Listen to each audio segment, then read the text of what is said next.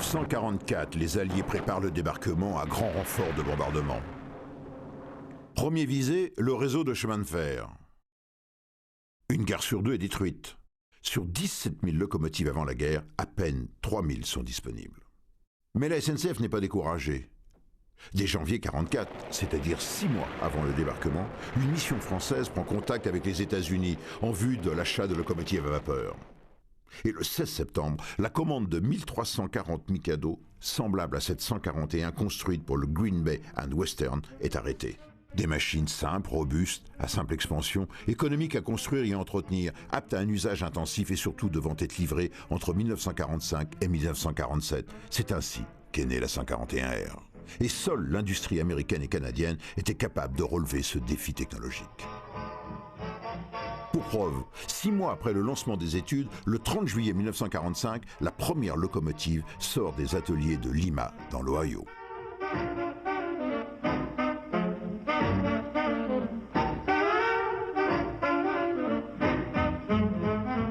Sur la chaudière, un drapeau français et très discret, le panneau Libération. Ce jour-là, débutait la saga des airs qui allait durer un quart de siècle. La suite, c'est un tour de force technique comme seuls savent le faire les Américains. Rationalisation, simplification de la construction, avec par exemple un châssis en acier moulé d'une seule pièce équipé des blocs cylindres. L'assemblage ne demande que 4 jours. Ici, on produit 100 locomotives par mois, alors qu'à la même époque, au Creusot, dans le même temps, on ne produisait que 8 141B. Restait le point délicat de l'opération 141R, l'acheminement des 1340 ensembles de 145 tonnes. Avec les pièces de rechange, c'est donc plus de 200 000 tonnes qui devaient traverser l'Atlantique en un temps record. Ce sont des navires norvégiens de la série Bell, comme le Belpama et le Belpareil, qui transportent à chaque voyage une vingtaine de locomotives. Et le 17 novembre 1945, la première 141R prend contact avec les rails français au port de Marseille.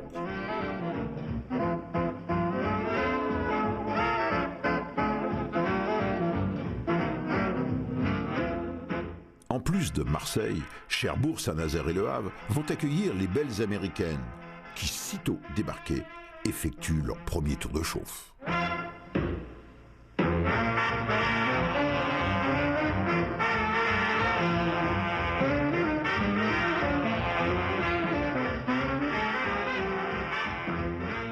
Pas question de traîner, la SNCF manque cruellement de moyens de traction.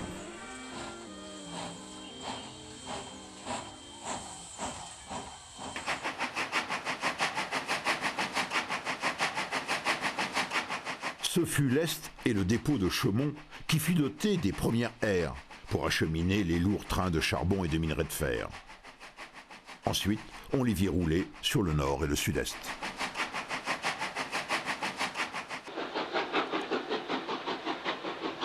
En raison de leur coup de collier légendaire, de leur aptitude aux accélérations, les airs furent mises à toutes les sauces. Rien ne leur faisait peur, surtout pas les 2000 tonnes des trains de marchandises arrachés à coups d'échappement et parfois en double traction.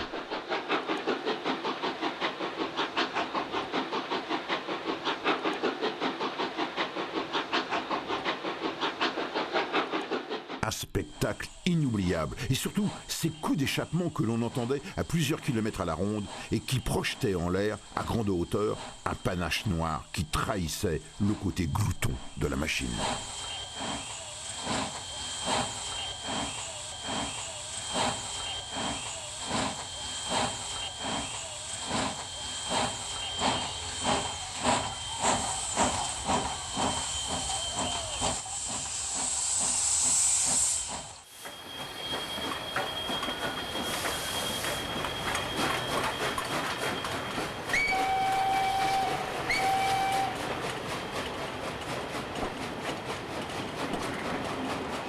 Et puis il y avait ce sifflet made in USA qui faisait dire aux cheminots, sans lever la tête, que c'était bel et bien une R.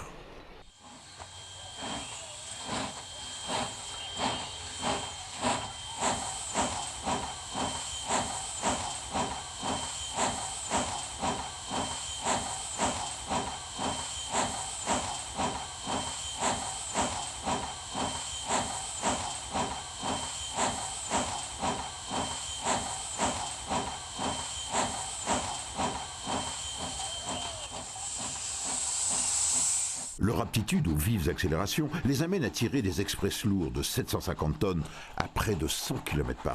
Bref, les airs sont partout.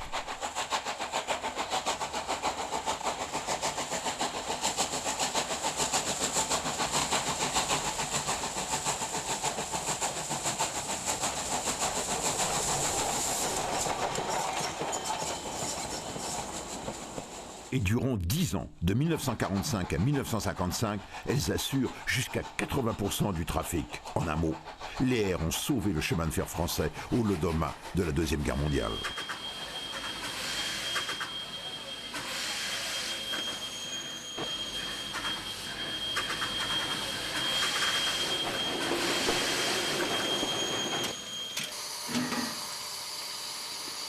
Pour les équipes de conduite, les airs furent au départ déconcertantes.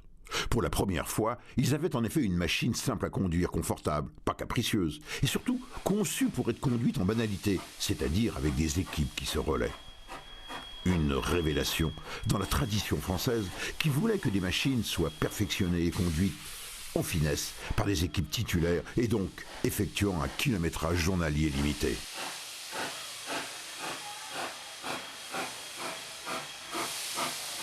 Oui, avec les airs, c'est une nouvelle manière de gérer le chemin de fer qui commence.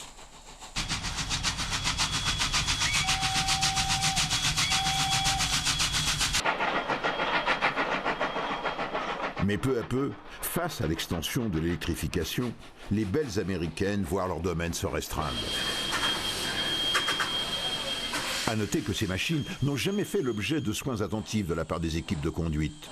Elles étaient souvent sales, couvertes de suie, bref, des bêtes de somme.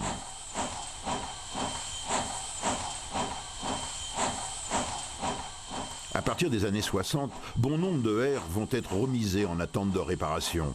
C'est déjà le début de la fin.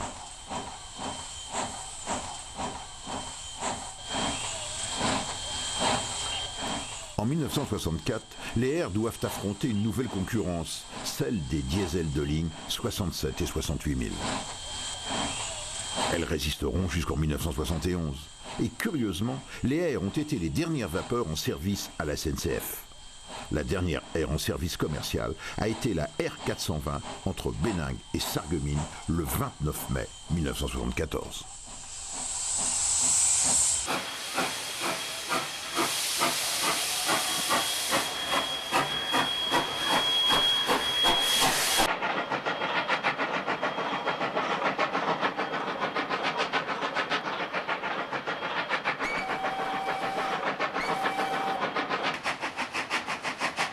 Mais savourons ces derniers instants de la vapeur avec ces coups d'échappement qui ne résonneront plus dans nos campagnes.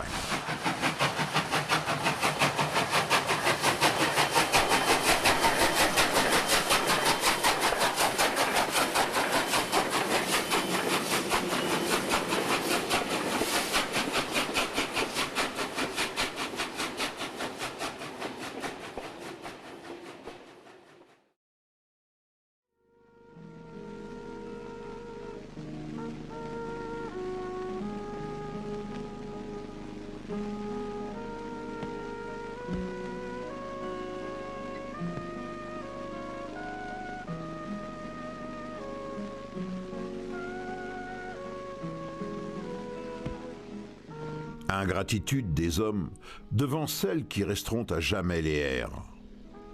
Elles attendent, ici, immobiles leur mort. Ce ne sont plus des locomotives, ce sont déjà des fantômes.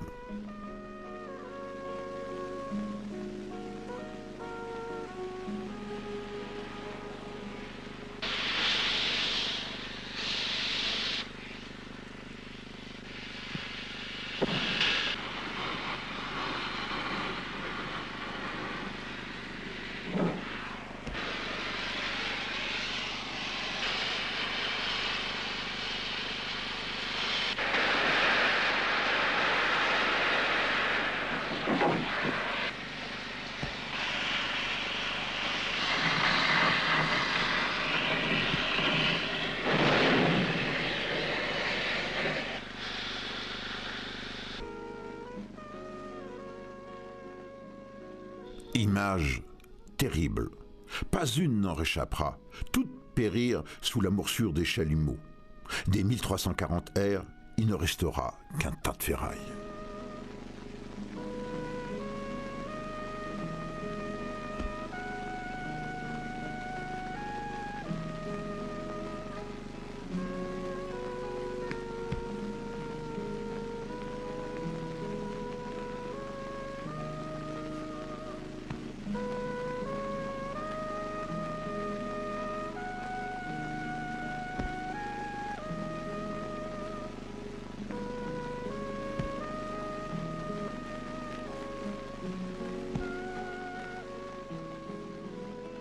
Bien peu échapperont au massacre.